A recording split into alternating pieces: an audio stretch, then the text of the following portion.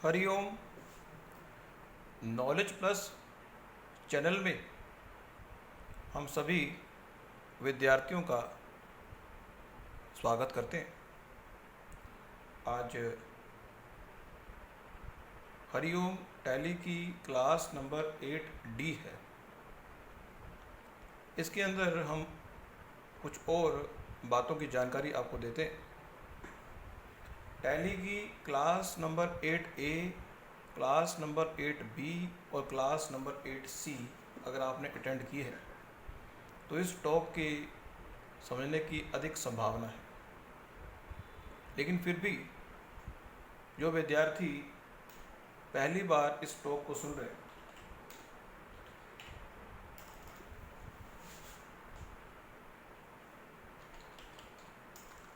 उनके लिए भी कोई दिक्कत ना आए तो हम अपने डॉक में ऐसा करेंगे।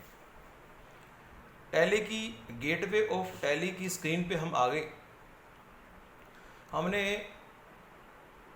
अकाउंटिंग वोचर्स के बारे में आपकी जानकारी को शिफ्ट अप किया था। आज इस टॉक में इससे पहले कि हम अकाउंटिंग वोचर्स के बारे में और आपको जानकारी दें, कुछ टैली के जो ओपनिंग स्क्रीन पे शॉर्टकट्स हैं उन पे हम बात कर लेते हैं। टैली के अंदर हमने अपनी टॉक में ये पहले बताया भी है कि टैली के अंदर जो gateway of tally screen main screen है हमारी टैली ERP में, इसमें सबसे टॉप पे कुछ कीवर्ड दिए हुए, उनके मतलब को हम समझाने का प्रयास कर रहे हैं। वीडियो पे फोकस ना करें, ऑडियो पे फोकस करें और आप नोटबुक और पेन लेके बैठे हैं ताकि आप उसको नोट डाउन कर सकें। अगर आप टैली के कुछ जानकार हैं तो आप कंप्यूटर पे टैली को ओपन कर लें और फिर हमारी बात को सुनें तो हमारी बात को आसानी से समझ पाएंगे। अदरवाइज नोटबुक और पेन की जरूरत है। आपकी स्क्रीन पे अगर आप देख पा रहे हैं,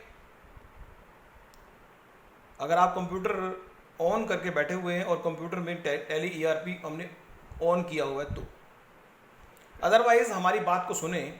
ओपनिंग स्क्रीन पे Alt+P, जितने भी टैली में शॉर्टकट्स हैं, जिस भी करैक्टर के नीचे एक लाइन आ रही है, जिस भी करैक्टर के नीचे एक लाइन आ रही है वो Alt द्वारा एग्जीक्यूट होगा। जैसे कि Alt+P हमने दिया Alt+P। लेकिन यहां पे एक बात विशेष रूप से ध्यान रखने वाली है कि टैली में जब भी कोई ऑप्शन डिसेबल होगा, इसका मतलब वो उस एनवायरनमेंट में नहीं है कि उसको प्रिंट किया जा सके। यहां पे गेटवे ऑफ टैली के अंदर बहुत सारे ऑप्शन जो है डिसेबल पड़े हुए,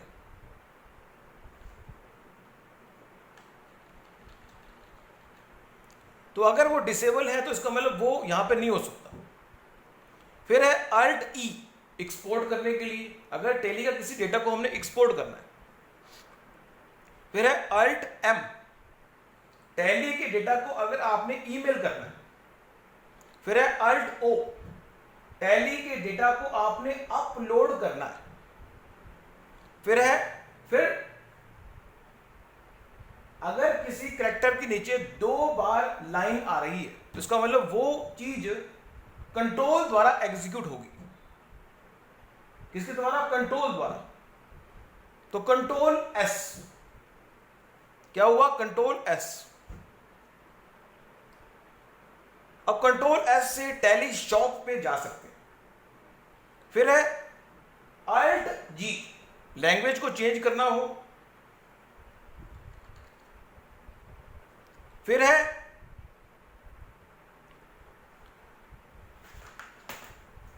हम किसी कंपनी को खोल लेते हैं। हमने एक कंपनी को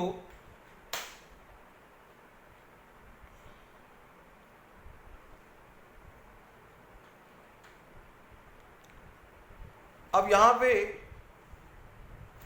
हमने Alt+G किया तो लैंग्वेज को चेंज करने का ऑप्शन दे रहा है। Alt+P किया तो वो कह रहा है कि क्या प्रिंट करना है, क्या प्रिंट करना है? अकाउंट बुक प्रिंट करनी है। अकाउंट बुक प्रिंट करनी है तो हमारे पास ऑप्शन आ रहे हैं कि कैश बुक प्रिंट करनी है, बैंक बुक प्रिंट करनी है, मल्टीपल कॉलम कैश बुक या बैंक बुक प्रिंट करनी है, किसी स्पेसिफिक लेजर को प्रिंट करना है, सेल रजिस्टर को प्रिंट करना है, परचेज रजिस्टर को प्रिंट करना है, जनरल रजिस्टर को प्रिंट करना है।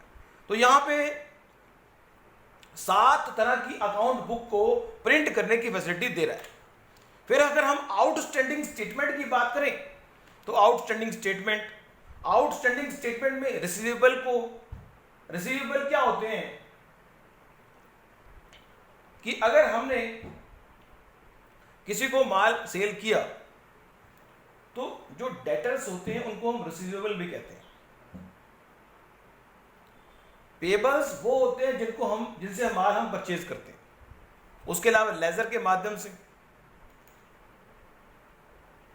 अब जब हम इसकी प्रिंटिंग करेंगे तो पीडीएफ फॉर्मेट में प्रिंटिंग हो सकती है।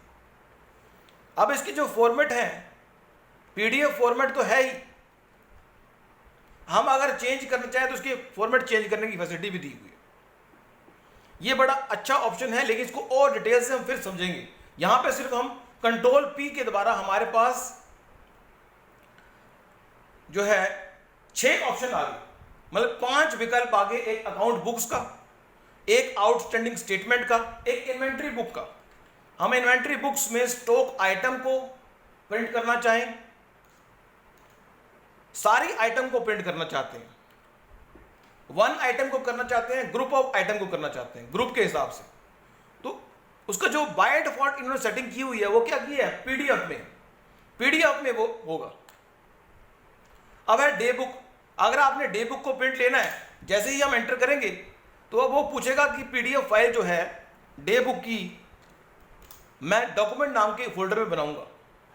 उसने डे बुक की फाइल डॉक्यूमेंट नाम के फोल्डर में बना दी। हम अगर पीसी में जाएंगे, उसने पास स्पेसिफाई पूछा था, हम डॉक्यूमेंट दिया तो एक पीडीएफ फाइल बन गई जिसमें डे बुक आ गई सारी। ये एक बड़ा आसान तरीका है, लेकिन डे बुक में जो एंट्रियां हैं 1 मार्च से 31 मार्च की डेट दी हुई थी, वहां पे कोई एंट्री नहीं थी। तो ये बात भी ध्यान रखना है कि जब हम डे बुक कर रहे हैं तो जो पीरियड है वो भी चेकआउट करना जरूरी है। अगर हमने यहां पे दे दिया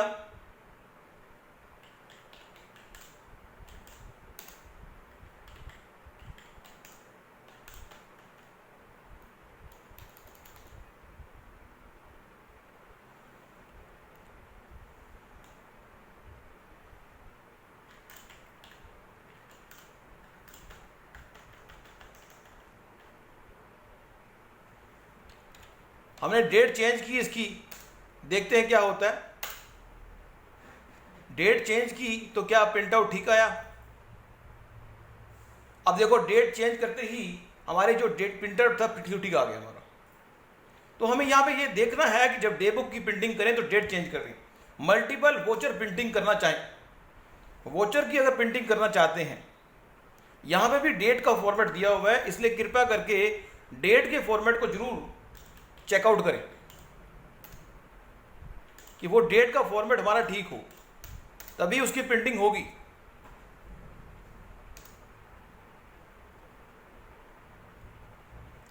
अब इसकी प्रिंटिंग उसने कर दी है। अब देखने के लिए हमें दोबारा से अपने कंप्यूटर के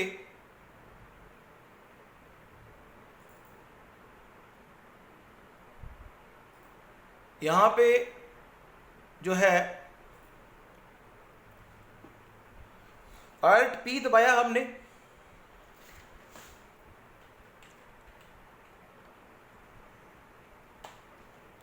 और मल्टीपल वोचर प्रिंटिंग पे क्लिक किया। यहाँ पे हमारे पास ऑप्शन आ गया कि प्रिंटर पे प्रिंटिंग करनी है, नंबर ऑफ कॉपीज कितनी करनी है, लैंग्वेज कौन सी है, रेंज कौन सी है, पेमेंट वोचर्स के बारे में बात कर रहे हैं, फ़ोन नंबर कंपनी का आना चाहिए, और यहाँ पे डेट दी हुई है। अब डेट देते हुए यहाँ पे हमने दे दिया 1/4/2020 से 30/4/2020। इसका मतलब या तो पेमेंट की कोई एंट्री हुई नहीं है, हमने अभी तक डे बुक में पेमेंट की कोई एंट्री नहीं की, इसलिए डे बुक में कोई एंट्री आ नहीं रही। तो सबसे पहले जब भी हम टैली में काम करें, डेट को जरूर चेंज करें, फाइनेंशियल ईयर को जरूर चेंज करें। अगर कोई दिक्कत आती है फाइनेंशियल ईयर चेंज करना, अल्ट F2 द्वारा हम फाइनेंशियल ईयर को चेंज कर सकते हैं। अल्ट F2, हमने ये फाइनेंशियल ईयर चेंज कर लिया। अब अल्ट P करते हैं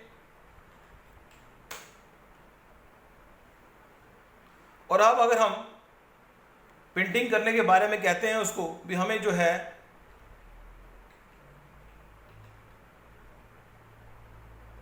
वोचर टाइप की बात कर रहा है,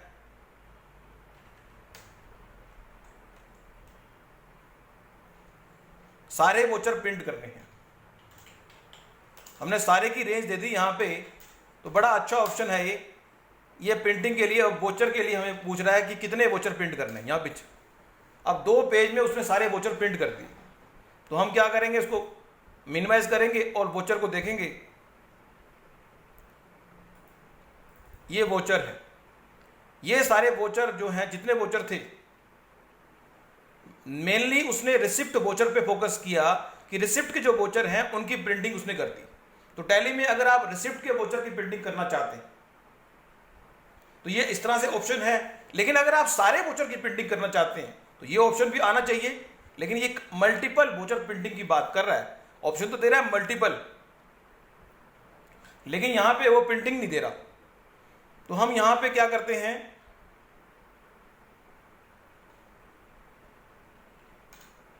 ऑल कर दिया हमने।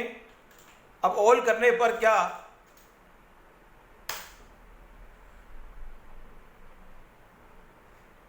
उसके बावजूद भी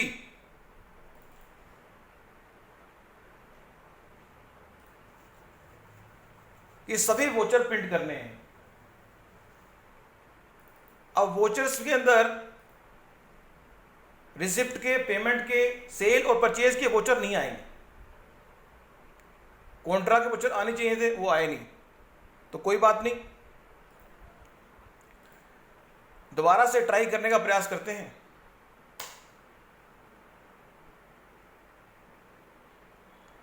यहां पे नो करते हैं, उसके बाद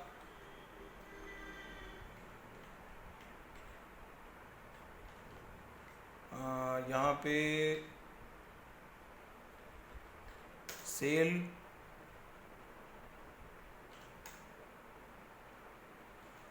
यहाँ पे ये विकल्प दे रहा है कि वो वोचर जो टाइप है उसके अंदर जो सब टाइप है उसका ऑप्शन दे रहा है। सभी वोचरों को प्रिंट करना है तो फिर आपको यहाँ पे डे बुक का सहारा लेना पड़ेगा। डे बुक में सभी वोचर प्रिंट होंगे, लेकिन यहाँ पे मल्टीपल वोचर प्रिंट नहीं होंगे, यहाँ पे सिर्फ एक ही टाइप के वोचर प्रिंट होंगे। तो यहाँ पे ओपनिंग स्क्रीन में ही अल्ट P ऑप्शन दिया गया है। उसके अलावा अल्ट E एक्सपोर्ट के लिए, अल्ट M ईमेल करने के लिए, अल्ट O अपलोड करने के लिए, अल्ट S ना कंट्रोल S टैली शॉप के लिए, कंट्रोल S हमने दबाया तो उसमें वो एडिशनल ऐड ऑन फीचर्स के बारे में बात भी कर रहा है कि अगर आप additional add on feature add करना चाहते हैं तो उसके लिए 850 रुपये एडिशनल देने पड़ते हैं। टैली में एडिशनल ऐड ऑन फीचर ये है कि यदि हम टैली की किसी फीचर को एडअप करना चाहते हैं तो हमें उसको परचेज करना पड़ता है। फिर है लैंग्वेज के लिए अल्ट G और कीबोर्ड के लिए कंट्रोल की अल्ट के किया तो कीबोर्ड, हिंदी में कीबोर्ड चाहिए, इंग्लिश में चाहिए, उसका फॉर्मेट दिया हुआ है। उसके बाद कंट्रोल के जो है वो yourtally.net ID है। अगर आप ये अपना लॉगिन एज tally.net यूजर के माध्यम से करना चाहते हैं तो उसके लिए यूर tally.net ID पासवर्ड, उसके बाद स्पोर्ट सेंटर में जाना है तो कंट्रोल H, स्पोर्ट सेंटर्स है, स्पोर्ट सेंटर का मतलब है कि आप स्पोर्ट सेंटर की वजह से किसी चीज का मेल कर सकते हैं, स्पोर्ट सेंटर की मदद से हम मेल कर सकते हैं। फिर है अल्ट एच के द्वारा हम हेल्प के लिए, किसके लिए? हेल्प के लिए। उसके बाद हम दोबारा से आते हैं कि जो टैली के स्क्रीन के राइट साइड में टॉप से बॉटम की ओर ऑप्शन दिए हुए हैं, उन पे आते हैं। पहला ऑप्शन दिया हुआ है F1, वो है सिलेक्ट कंपनी के लिए। दूसरा ऑप्शन दिया है कंपनी को शट करने के लिए, अल्ट F1 से कंपनी शट होती है। हमने पहले भी बताया था कि अल्ट F1 से कंपनी अगर खुली हुई है तो वो बंद हो जाएगी, लेकिन अगर कंपनी के अंदर हम काम कर रहे हैं और अल्ट F1 दबाते हैं तो कोई भी जानकारी जो हम देख पा रहे हैं उसकी डिटेल आ जाएगी। F2 द्वारा हम किसी भी वोचर की डेट चेंज करते हैं और अल्ट F2 द्वारा हम एक फाइनेंशियल ईयर को चेंज करते हैं। सिर्फ F3 की दबाएंगे तो हम कंपनी को सिलेक्ट कर सकते हैं कि किस कंपनी में हमने काम करना है, और अगर हम कंपनी की इंफॉर्मेशन को देखना चाहते हैं तो अल्ट F3 दबाएंगे। अल्ट F3 बड़ा ही अच्छा पावरफुल फीचर है। इस फीचर में देखें तो सिलेक्ट कंपनी है, कंपनी से कनेक्ट करना है, कंपनी को शट डाउन करना है, कंपनी को क्रिएट करना है, क्रिएट ग्रुप कंपनी क्रिएट करना चाहते हैं, ये कंपनी है उसकी ग्रुप कंपनी है। इसकी ऑप्शन के बारे में कुछ और बताएंगे। फिर है alt security control, security control को हम अगर चेंज करना चाहते हैं, नया यूजर बनाना चाहते हैं, ये ऑप्शन बड़ा पावरफुल है, इसको हम कराएंगे। यूजर नेम और पासवर्ड करना चाहते हैं। उसके अलावा टाइप ऑफ सिक्योरिटी, किस तरह की सिक्योरिटी उस यूजर को देना चाहते हैं, बड़ा ही पावरफुल फीचर है। पासवर्ड पॉलिसी क्या होगी, हम ये सारा कुछ सेट कर सकते हैं। और चेंज टैली वर्ल्ड, जो टैली वर्ल्ड हमने सेट किया हुआ है उसको अगर हम चेंज करना चाहें, जैसे कि हमने चेंज सेट किया हुआ है 1 2 3, उसको अगर चेंज करना चाहें तो चेंज कर सकते हैं। कंपनी के डेटा को अगर स्प्लिट करना चाहें, बड़ा ही अच्छा ऑप्शन है कि हम अगर फाइनेंशियल ईयर में काम कर रहे हैं और 1 साल का हमारा फाइनेंशियल ईयर होता है, नॉर्मली हम कहते हैं 6 महीने में कंपनी को डेटा को स्प्लिट करना है। फिर बैकअप और रिस्टोर, जो हम पहले भी बता चुके हैं। फिर हम अगर देखें F4 की जो है, F4 की connect companies for online assess, online assess के लिए F4 की है। फिर है उसके बाद हम वोचर एंट्री पे आ जाते हैं। वोचर एंट्री, अब नीचे अगर देखें स्क्रीन को तो यहां लिखा हुआ है tally the power of simplicity, tally.erp9 version दिया हुआ है, सीरियल नंबर सीरियल ए रिलीज 6.63, कंट्रोल अल्ट और टी।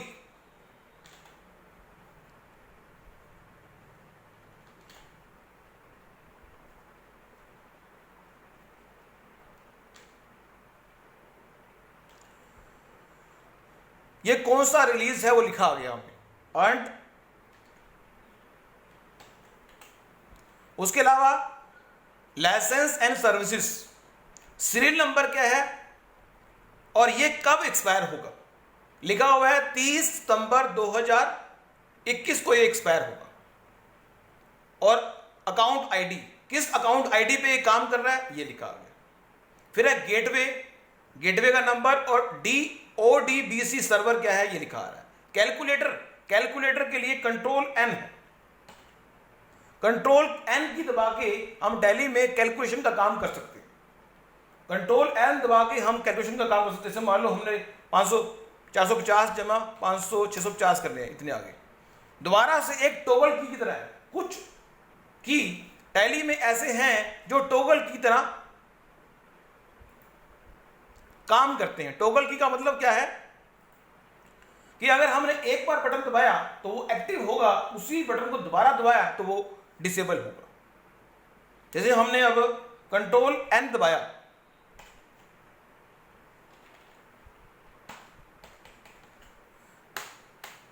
जैसे ही हम एस्केप दबाएंगे, हम यहां पे कैलकुलेटर से बाहर आने का तरीका, टैली के अंदर एक विशेष बात है कि टैली के अंदर किसी भी मेनू से बाहर आने के लिए सिंपल एस्केप की है। अगर आप कैलकुलेटर में पहुंच गए, मींस कंट्रोल एन दबाया आपने, कंट्रोल एन दबाने के बाद आपने अगर कंट्रोल एन दबाया और आपने काम कर लिया और आप उससे बाहर आना चाहते हैं तो एस्केप की दबाएं, दोबारा दें। अब हम दोबारा से अपने वोचर एंट्री स्क्रीन पे आते हैं, लेकिन वोचर एंट्री स्क्रीन को हम अगली वर्कशॉप में कवर करें। आज जो ओपनिंग स्टेज पे बातें थी, बड़ी इंपॉर्टेंट थी, वो हमने बता दी। Thank you so much for listening and supporting Hariom knowledge plus.